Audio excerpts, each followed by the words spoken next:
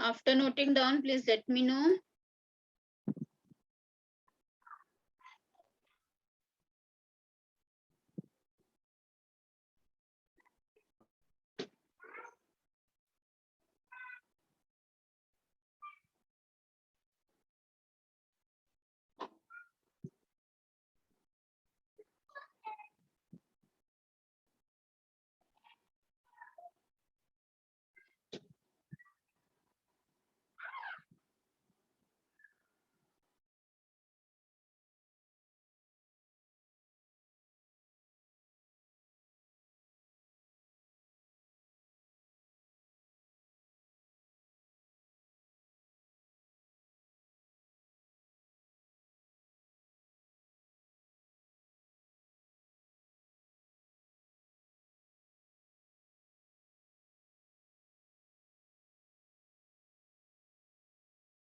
Noted, all of you? So what is tendon? Connection between the skeletal muscle to the bone.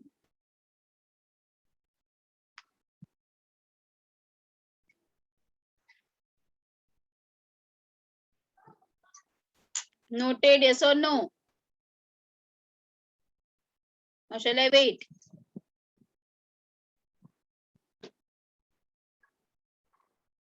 Yes, children, should I wait?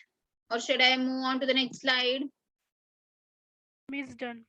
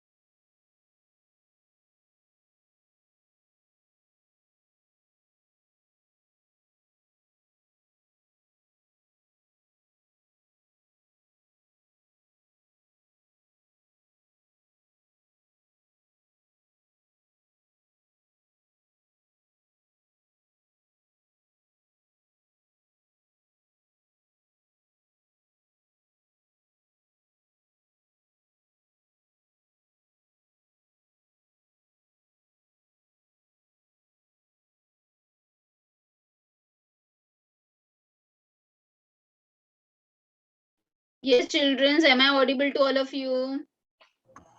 Yes, miss. Have you all recorded this part? Shall I move on to the next slide? Yes, miss.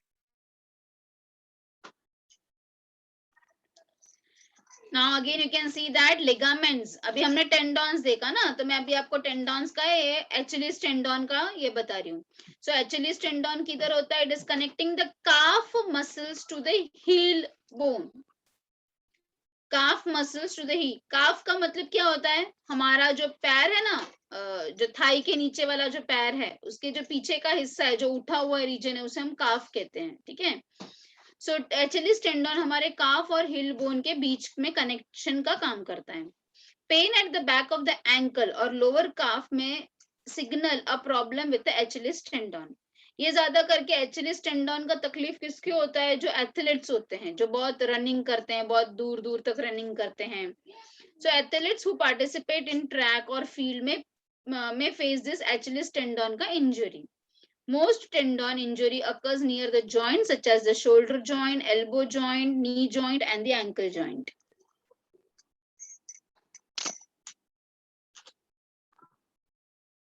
Noted all of you. Achilles tendon किधर है? आप सिर्फ यहाँ पे ये note करो.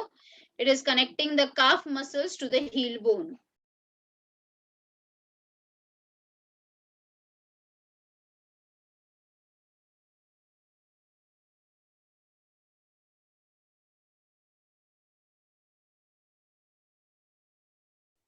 Yes, noted.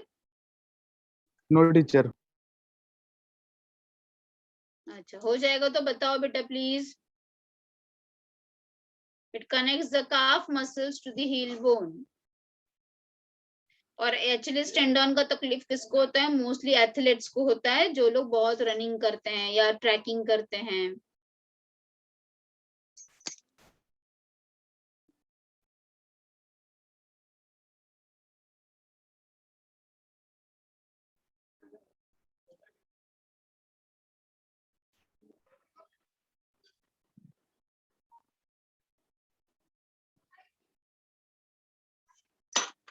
Okay.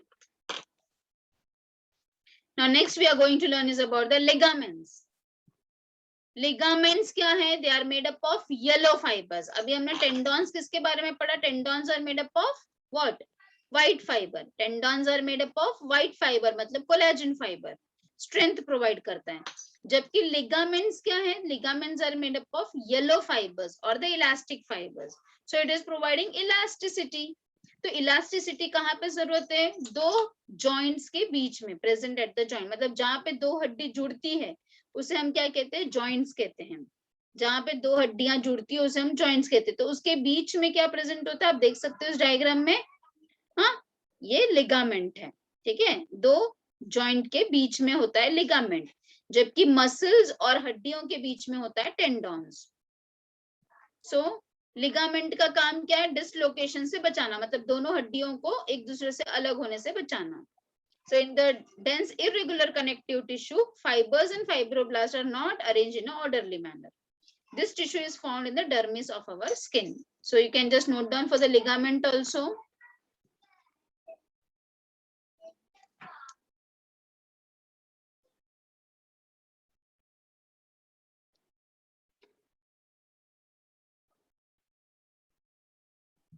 Hello teacher. Yes, beta. ते खालचं पण लिहायचे का सगळं? No, no, no. फक्त See, वरचं नाही everything येलो is वाला. हाँ, yes, yes. ओके टीचर, हो गया. Where they are present, you can just note down where they are present and what they are made up of. So where they are present? Between the joints. How you will write down? Write down. Ligaments are present at joints. They are made up of yellow fiber or elastic fibers. Made up of yellow fiber or elastic fibers present at joint. फिर ये लिख सकते हो where they are found. They are found in the dermis of skin. Understood? Yes teacher. So you can, in this diagram you can see बेटा, देखो ये पैर का ये वाला हिस्सा है, तो यहाँ पे Achilles tendon आप देख सकते हो, Achilles tendon. और ऊपर वाले हिस्से में है ना हैमस्ट्रिंग होता है. हैमस्ट्रिंग टेंडन भी अभी बताया था ना मैंने आपको. तो हैमस्ट्रिंग टेंडन किधर होता है? थाइस के पीछे वाले रीजन में. देखो ये देखो सब टेंडॉन्स है. यहाँ पे भी बहुत अलग अलग टाइप के टेंडॉन्स हैं. This is the heel bone. ठीक है, इसको हम काफ कहते हैं. ये वाले हिस्से को ना हम काफ कहते हैं.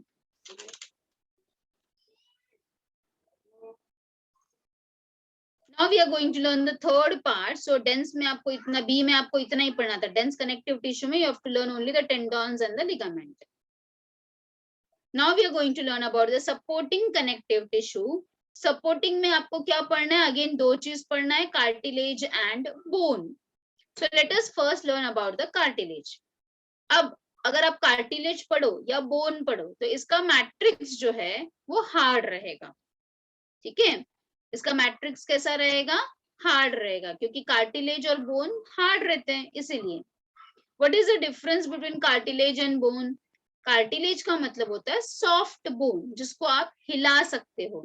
जैसे आपने कान के पिना को, you can move your year पिना, है ना, आप अपने ईयर पिना को मूव कर सकते हो, पर फिर भी स्टिफ है कि नहीं? तो ये क्या हो गया? कार्टिलेज का बना. आपके नोज को आप हिला सकते हो, यस, पर स्टिफ है, जगह पे है. तो नोज भी कार्टिलेज से बना है, समझा? पर अपने हाथ के ये जो बीच की हड्डी है इसको मैं हिला सकती हूँ क्या? बीच की हड्डी को हिला सकती हूँ? No. बीच की हड्डी क्या हिला सकती हूँ? नो. तो वो किससे बना है? बोन से बना है। मैं अपनी उंगलियों को हिला पा रही हूँ, क्यों? क्योंकि उंगलियों के बीच बीच में जॉइंट्स है, इसीलिए हिला पा रही हूँ। और अगर आप हड्डी को लोगे, एक कोई तो हड्डी को लोगे तो वो हिल नहीं पाएगा। पर कार्टिलेज कैसा होता है? फ्लेक्सिबल होता है थोड़ा। तो this is the difference between the cartilage and the bones. So cartilage हो या बोन हो, उसका मैट्रिक्स कैसा होगा? हार्ड होगा। Okay, next, this is pliable yet tough tissue. Pliable मतलब फ्लेक्सिबल है पर फिर भी टफ टिश्यू है। It is forming the endoskeleton in the cartilaginous fishes which you have already cartilaginous fishes पता है आपको? जो शार्क होता है उसको cartilaginous fish बोलते हैं हम। So जो भी cartilaginous fishes है, हाँ, उनका पूरा हड्डी सिर्फ कार्टिलेज से बना है। जैसे कि शार्क के बॉडी में जितनी भी हड्डियां हैं वो सिर्फ कार्टिलेज से बने। पर हमारा बॉडी जो है, ह्यूमन बॉडी जो है, वो बोन से भी बना है और कार्टिलेज से बना है। हमारे बॉडी में 206 बोन्स हैं और कार्टिलेज भी है। जैसे हमारे कान में कार्टिलेज है, हमारे नाक में कार्टिलेज है, और भी बहुत सारे जगह कार्टिलेज प्रेजेंट है। ठीक है, so it is so in our body, human body is made up of bones and cartilage. पर अगर हम फिशेस की बात करेंगे तो कुछ फिशेस ऐसे हैं जिनका बॉडी में सिर्फ कार्टिलेज है, और कुछ फिशेस ऐसे हैं जिसके बॉडी में सिर्फ बोन्स है। तो सिर्फ कार्टिलेज वाले फिशेस को हम कार्टिलेजिनियस फिशेस कहते हैं। Example shark. बोनी फिशेस में आप एग्जाम्पल बता सकते हो rohu fish. Rohu fish is a bony fish. ठीक है, so it is widely distributed in the vertebral animal. In cartilage, abundant matrix is delimited by sheath of collagenous fiber. बहुत ज्यादा matrix नहीं है, एक शीथ है, एक कवरिंग है कोलाजन फाइबर का, जिसे हम कहते हैं पेरिकॉन्ड्रियम। कार्टिलेज में ये कॉन्ड्रियम वर्ड हमेशा आते रहेगा। तो ऊपर का लेयर इज पेरिकॉन्ड्रियम और अंदर का मैट्रिक्स को हम बोलेंगे कॉन्ड्रिन। तो अभी मैं आपको डायग्राम से एक्सप्लेन करूंगी तो आपको जल्दी से समझ में आ जाएगा। वेट, तो कोई भी कार्टिलेज में बेटा, अगर ये टीएस ऑफ कार्टिलेज है, अभी आप ये हाईलाइट समझो कि ये टीएस ऑफ कार्टिलेज है, तो कोई भी कार्टिलेज का जो आउटर मोस्ट लेयर है उसे हम बोलेंगे पेरिकॉन्ड्रियम। पेरी मतलब periphery, periphery of chondrium is perichondrium. Chondrin का मतलब ही कार्टिलेज। उसके मैट्रिक्स को हमने क्या नाम बताया? कॉन्ड्रिन। क्या नाम बताया? Chondrin. The matrix is called as chondrin.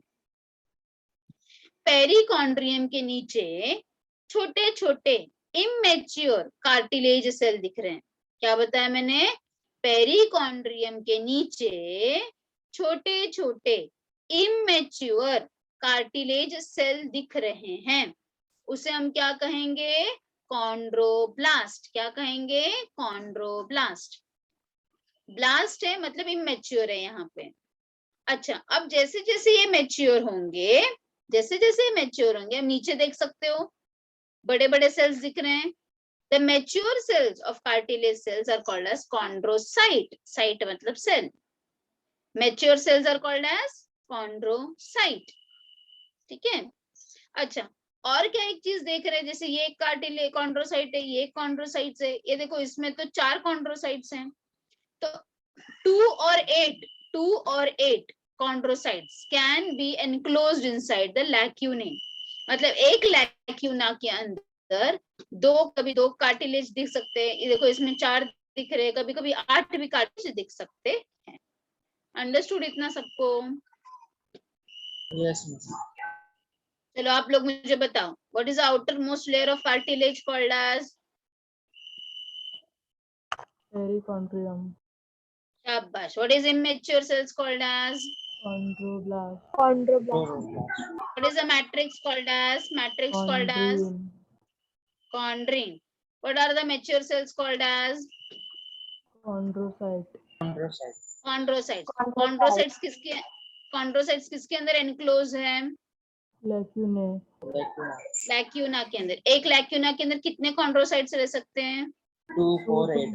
248. 2 to 8। ठीक है, वेरी गुड, समझ में आ गया सबको।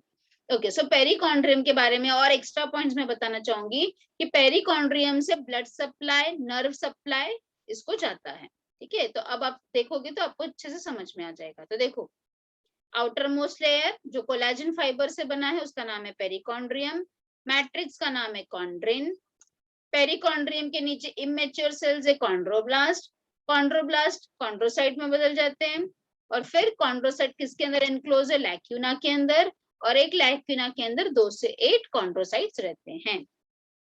तो अगर आपको एग्जाम में स्ट्रक्चर ऑफ कार्टिलेज पूछा है तो ये सारे पॉइंट्स आने चाहिए एग्जाम में. If it has been asked, write down the structure of cartilage. So you have to mention these terms: perichondrium, chondrin, chondroblast, chondrocytes, lacunae, 2 to 8 chondrocytes. ये सारे टर्म्स देखकर ही हम मार्क्स देते हैं. एक बार देख लो सारा points.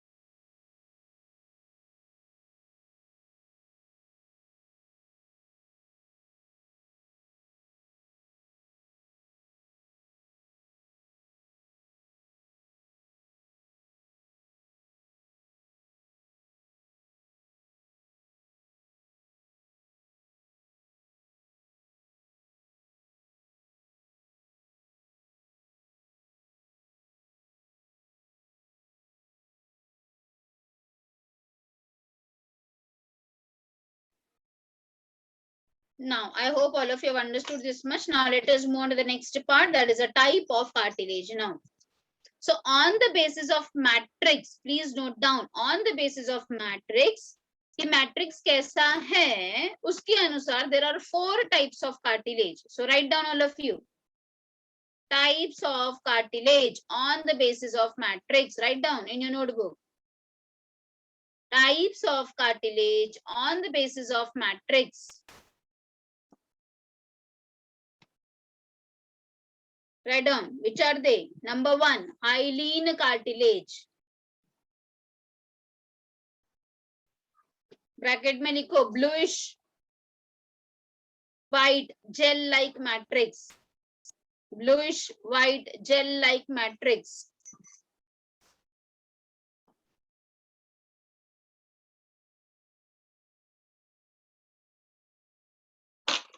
Number 2, elastic cartilage. In bracket write down matrix made up of elastic fiber or yellow fiber. Matrix made up of elastic fiber or yellow fiber.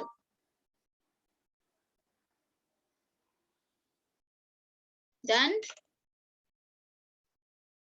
Next write down third number, fibrocartilage. Fibrocartilage.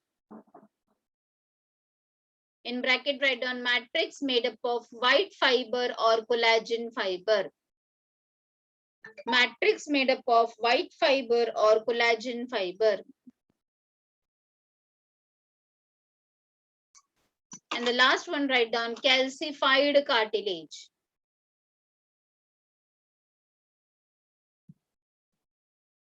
in bracket write down deposition of salt in matrix. Deposition of salt in matrix.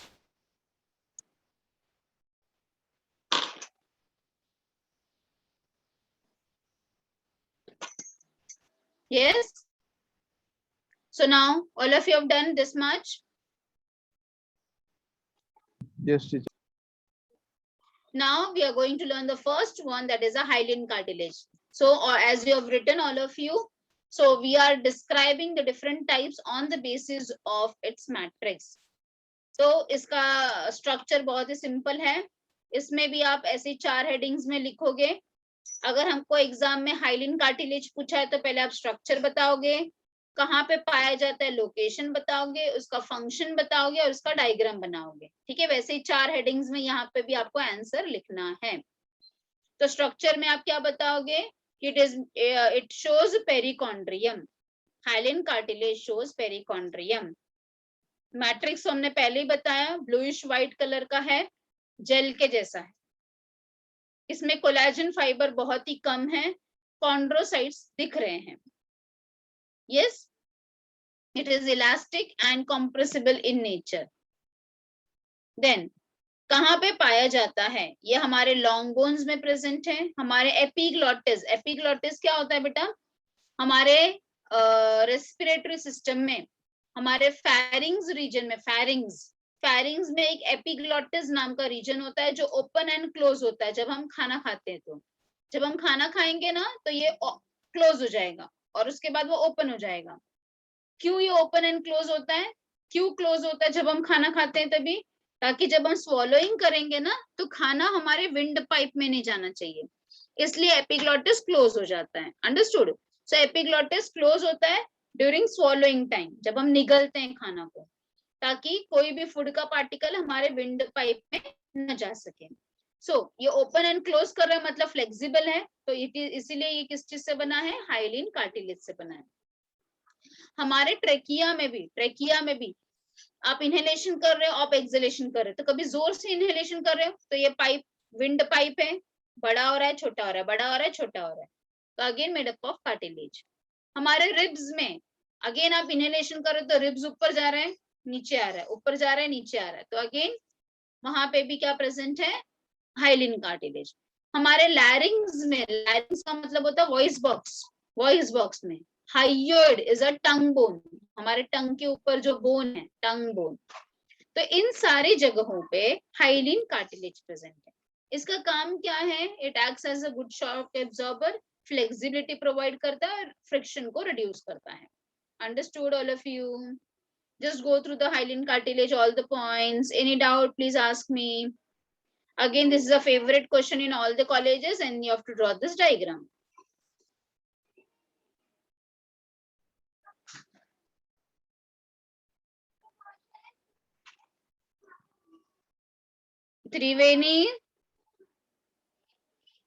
त्रिवेणी आपको समझा बेटा? On your mic, Triveni. Yes, ma'am. समझा बेटा आपको? हाँ. Okay.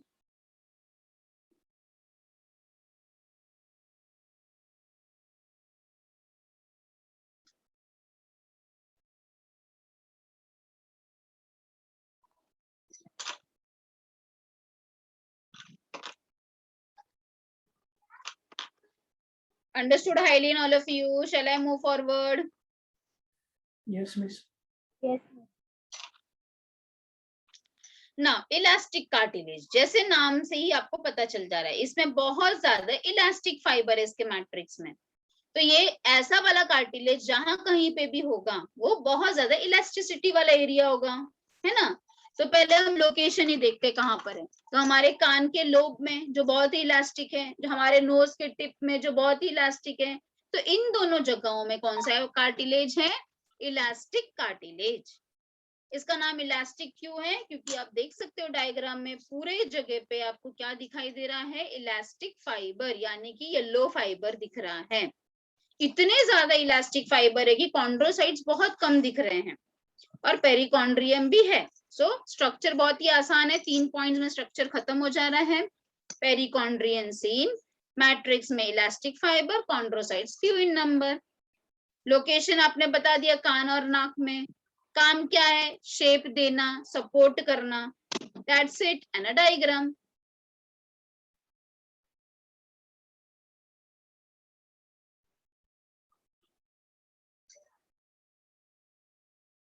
Understood? Yes, miss.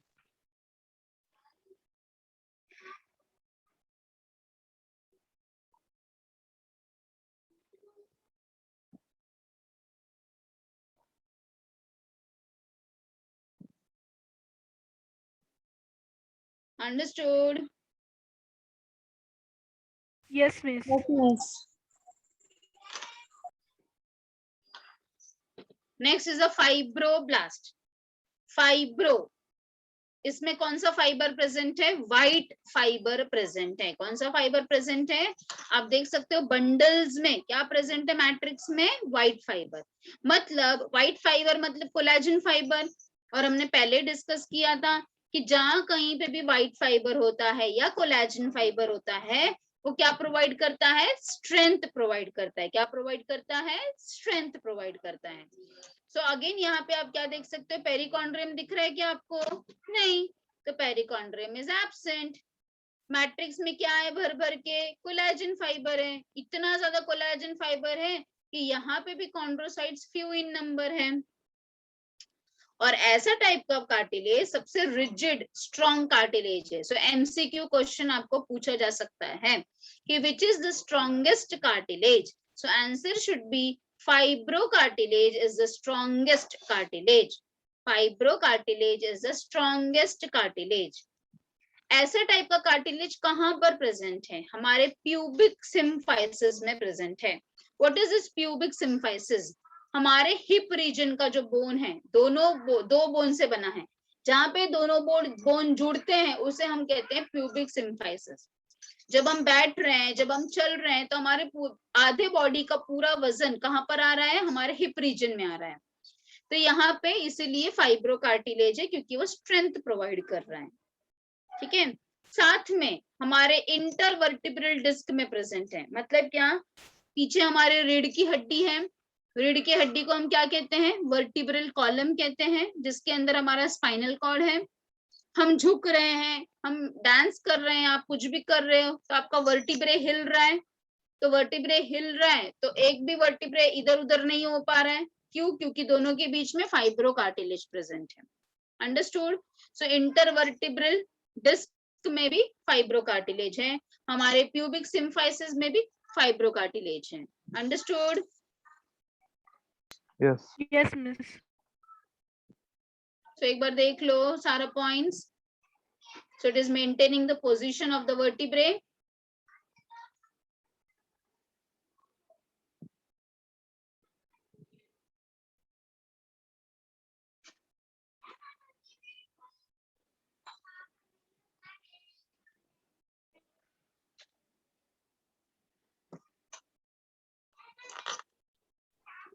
Ma'am, This is the what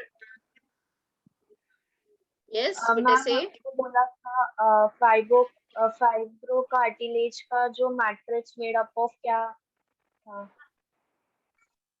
white fibre, white fibre, right? इसलिए तो इसको फाइब्रोकार्टिलेज बोलते हैं ना। व्हाइट फाइबर बोलो या कोलेजन फाइबर बोलो, तभी तो वो स्ट्रेंथ प्रोवाइड कर रहा है ना। देखो ना बेटा, सेकंड पॉइंट लिखा है, the matrix contains bundles of collagen fibre and therefore it is called as a fibrocartilage. Yes ma'am, understood? या And white is a collagen means white fiber. So this is the actual diagram under the microscope.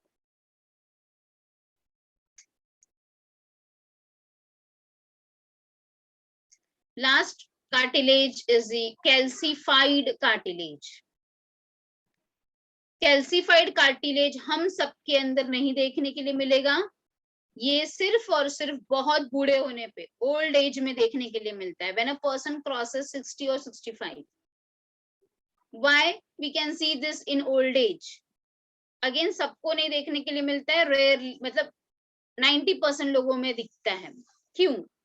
It is because of the deposition of salt in the matrix.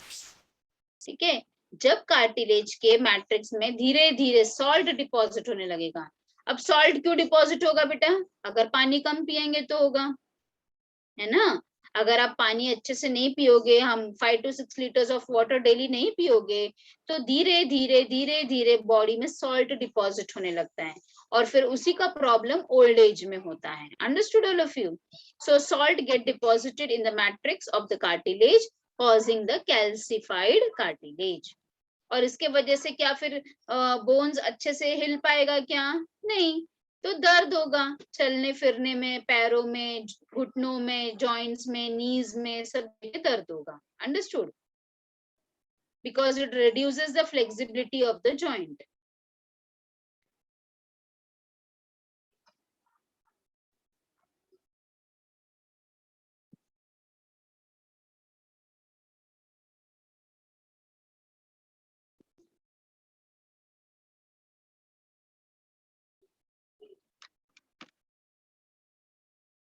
So understood calcified cartilage also?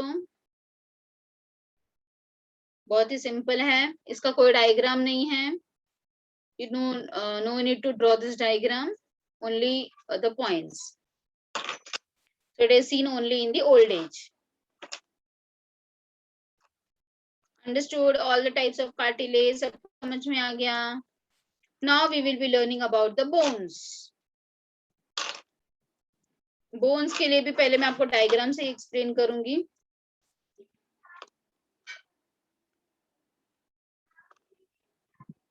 मैं जहां पे cursor move कर रही हूँ वहां पे please ध्यान दो, ठीक है।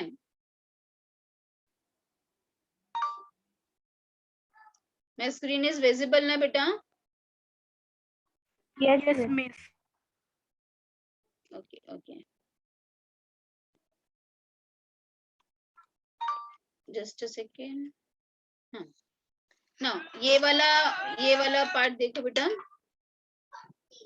The outer most layer, the outermost layer is called as the periosteum. क्या बोलते हैं इसे? पेरियोस्टियम। जैसे हमने कार्टिलेज में क्या बोला था? पेरिकॉन्ड्रियम बोला था, वैसे बोन्स में हम क्या कहेंगे? पेरियोस्टियम कहेंगे। क्या कहेंगे? पेरियोस्टियम। बोन का जो मैट्रिक्स है उसे हम क्या कहेंगे? ओसीन कहेंगे। क्या कहेंगे? ओसीन। हाँ, बोन का जो मैट्रिक्स है उसे हम क्या कहेंगे? ओसीन कहेंगे। अच्छा, अब देखो बोन्स के जो सेल्स है ना उसे भी हम क्या बोलेंगे? ऑस्टियोसाइट्स एंड ऑस्टियोब्लास्ट कहेंगे। जैसे हमने वहां पे कार्टिलेज में कॉन्ड्रोसाइट्स एंड कॉन्ड्रोब्लास्ट कहा था ना, वैसे ही बोन्स के भी सेल्स को हम क्या कहते हैं? कॉन्ड्रोसाइट्स एंड कॉन्ड्रोब्लास्ट कहते हैं। पर बोन्स के जो सेल्स है ना ऐसे गोल गोल गोल गोल अरेंज है, ऐसा आप देख सकते हैं ना, गोल गोल गोल गोल अरेंज, जैसे round round round round pattern में अरेंज है। तो ये जो पैटर्न है ना इसे हम क्या कहते हैं? लैमेले कहते हैं। क्या कहते हैं? लैमेले। The round pattern arrangement, the round arrangement is called as a lamellae. क्या कहेंगे? lamellae biome।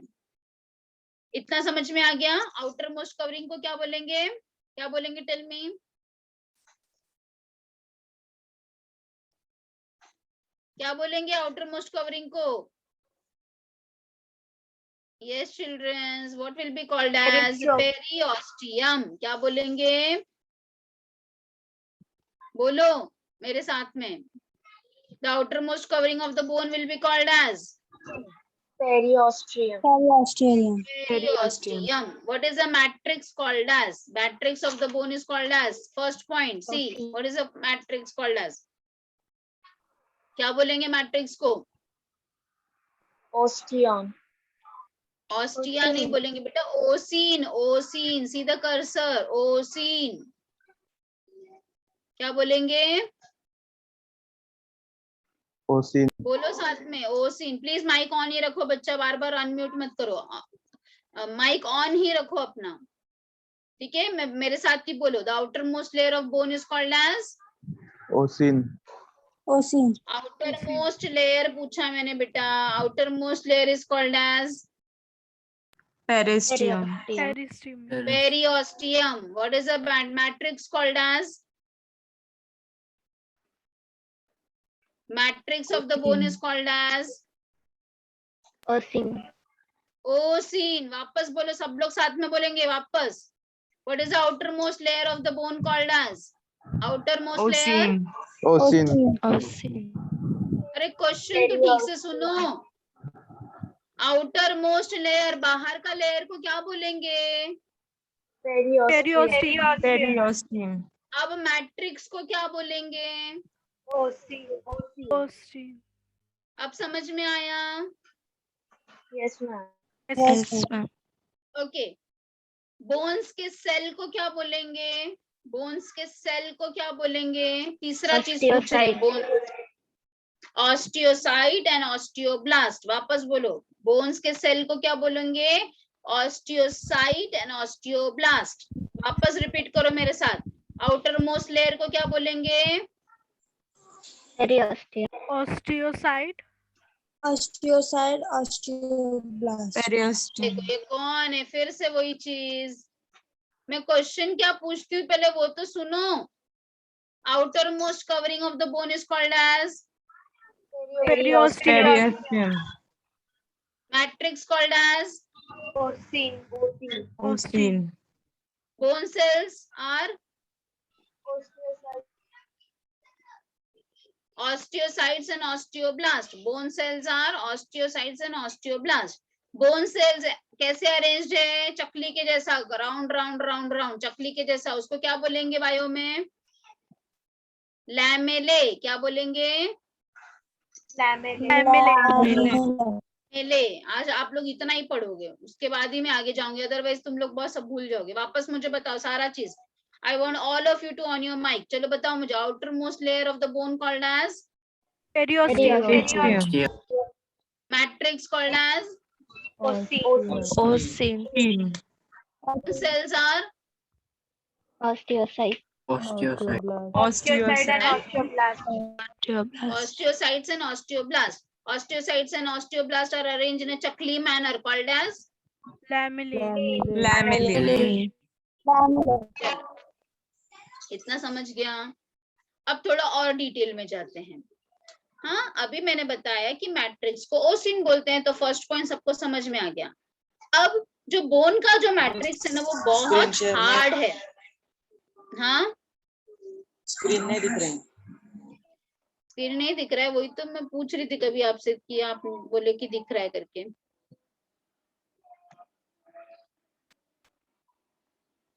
देखो फर्स्ट पॉइंट क्लियर है। Bone is characterized by hard matrix called as ossein. ये ओसिन किस चीज से बना है? ये हार्ड क्यों है ओसिन? क्योंकि वो एक मिनरल सॉल्ट से बना है जिसका नाम है hydroxy apatite. Second point clear हुआ? ओसिन किस चीज से बना है? Hydroxy apatite which is a mineral salt, इसीलिए वो हार्ड है। आउटर मोस्ट कवरिंग पेरियोस्टियम, जहां से ब्लड वेसल्स नर्व सप्लाई जाता है। Matrix is arrange in a concentric layer like a chakli, therefore called as lamellae. ये सारा पॉइंट्स क्लियर हुआ सबको? Yes ma'am. हाँ, तो इसमें सिर्फ एक्स्ट्रा पॉइंट क्या है यहाँ पे कि ओसिन किस चीज से बना है? तो ओसिन बना है हाइड्रोक्सी एपेटाइट से। चलो अब हम आगे चलते हैं। अच्छा, अब ये जो लैमेला है उसके अंदर भी एक फ्लूइड है।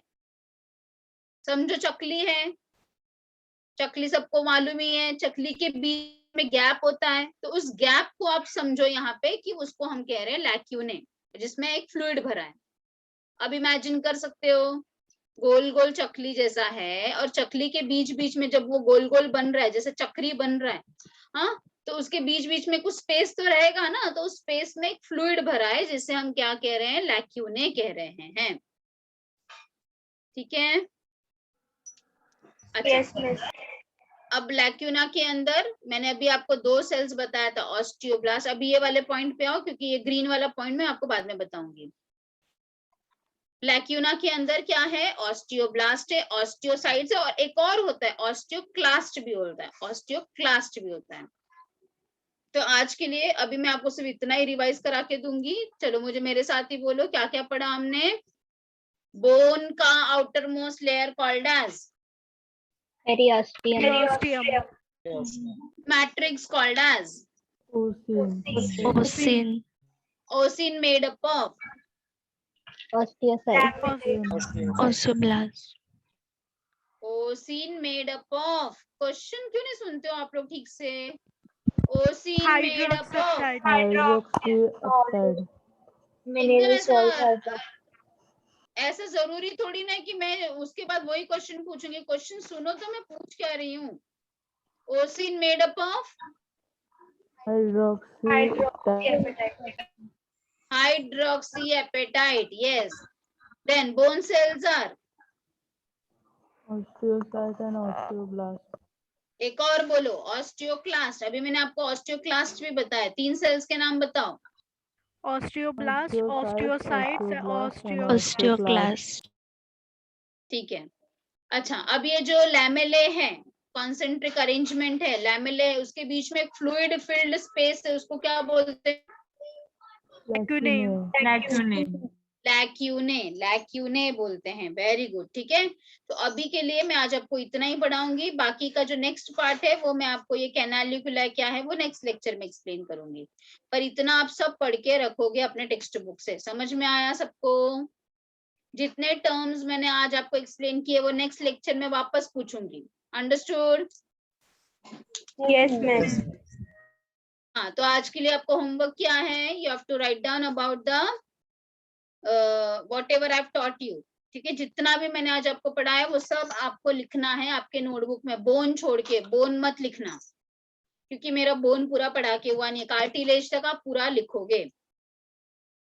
ठीक है. Okay, miss. चलो then we will stop now. ठीक है.